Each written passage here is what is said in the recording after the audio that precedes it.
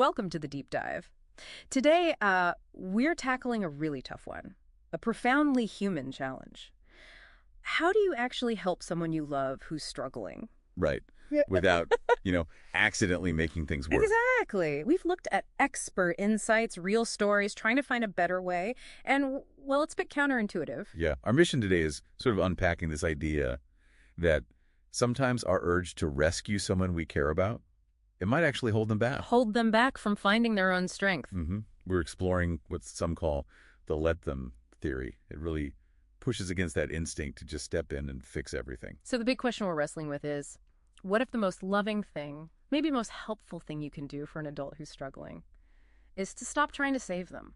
Save them from their own, well, consequences. Sounds harsh, doesn't it? It really does. Because that first reaction is always, jump in.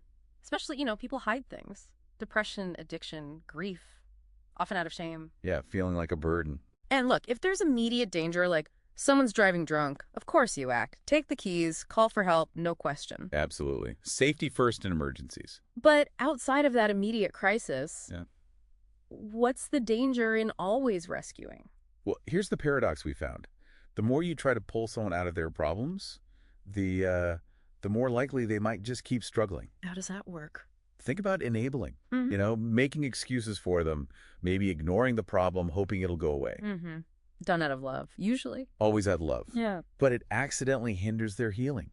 It fosters dependency. It's like you're cushioning the fall so they never feel the full impact. Okay, so if rescuing isn't the answer, how do we shift?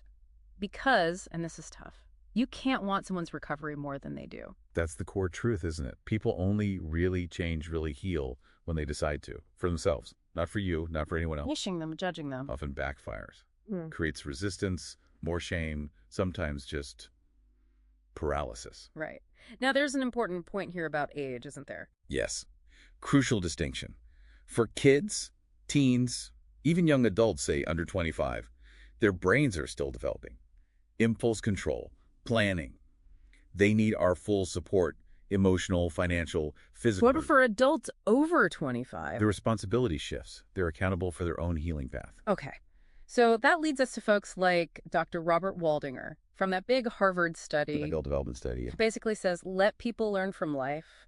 Don't shield them from the consequences of what they choose. Which sounds hard. Yeah. Letting them face losing a job, a relationship, maybe even like a night in jail. It sounds brutal, but can that pain actually be the catalyst? It often is. We're wired to avoid pain Yeah. and move towards ease. Sometimes the pain of staying stuck has to get worse than the perceived pain of changing. That's what galvanizes the will to change, as the sources put it. Exactly. It breaks through the avoidance. Avoidance is such a common coping mechanism. Yeah, I remember reading about that parent letting their anxious kids sleep in their room all the time. Trying to help. But it just taught the kid to avoid the fear, not face it. Made the anxiety worse long term. It's a perfect analogy. Support means helping them face the hard stuff, not avoid it. That applies to adults too. So effective support. It's about conditions, not control. Especially with money. Financial support is a big one. Unconditional cash. It can fuel the very problem you're trying to help solve. And breed resentment too. So conditional support looks like You're welcome to live here, but you need to be sober. Or, yes, I'll help pay for therapy if you and the therapist agree to check in with me monthly. Setting clear boundaries. and for the person supporting, that moment of saying no to more money, even if it causes immediate pain or anger, that can be the turning point. It can be the rock bottom trigger. Like that story about Chris, whose brother finally refused him alone. And that refusal led Chris to finally seek help and get into recovery. Yeah.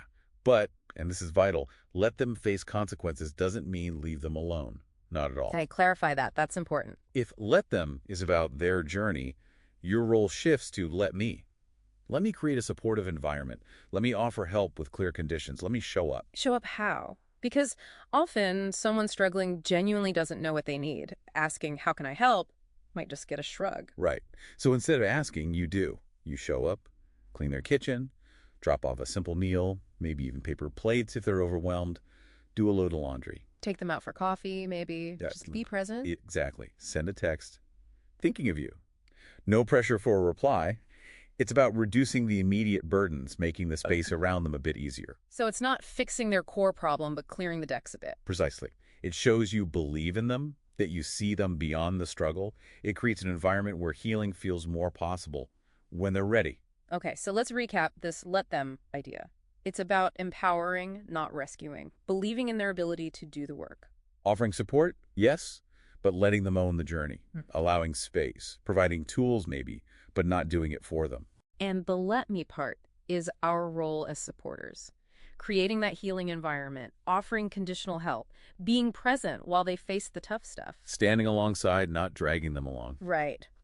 Okay, so here's a final thought for you listening. Think about a time you jumped in to fix someone's problem. What might have happened differently if you'd just put an arm around their shoulder, said, I believe in you, and then let them grapple with it. Let them find their own way through. How might that have changed things for them? And maybe for your relationship too. Something to think about.